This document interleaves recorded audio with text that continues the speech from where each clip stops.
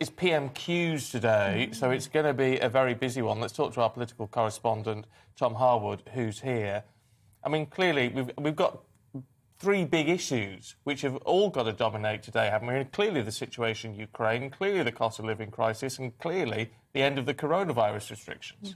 Certainly, and I think it's going to be the former that plays the biggest role here. It was interesting, the House of Commons yesterday. It seemed like it was a great matter of state in a way that sometimes the sort of Barneys in the House of Commons don't exactly rise to. But really what we had was all parties in the House of Commons, save for a few eccentric backbenchers of various parties, pushing in the same direction here.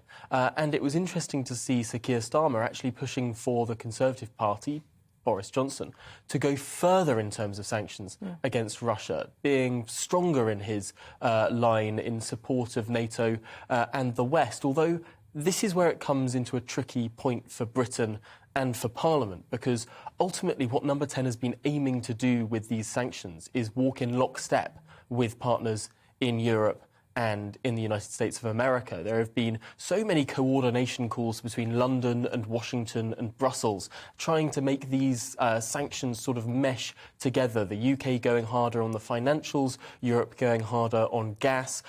These sort of things are coordinated, and so the UK spinning off and doing something unilaterally might undermine that effort of a united West. OK, now, aside from all of those issues that are going to come up in Prime Minister's questions, there's also the never-ending issue of Partygate, which will presumably come up as well, back in the front pages of some of the newspapers, and talk that the Prime Minister could become the first ever in that role to be questioned under caution. Well, a leak to ITV News yesterday revealed that the questionnaire did itself set out that this was a questionnaire carried out under caution. So, to some extent, even though he has not been spoken to verbally by the police, that questionnaire may well itself, under some interpretations, constitute Boris Johnson becoming the first Prime Minister in this country's history to have been questioned under caution by the police in some form. Now, that doesn't tell us anything new. We knew that he handed in that questionnaire at the end of last week. We knew that the questionnaire had gone out to various people accused of being at various parties. But we do now know the questions on that questionnaire. And actually, they're not terribly specific. Those questions are about which events did you attend, how long did you attend, and what reasonable excuse did you have for being at those events. The word excuse coming up in a police questionnaire seems quite extraordinary excuse. To me. It does seem to give a lot of leeway to the lawyers. How do you justify breaking the law?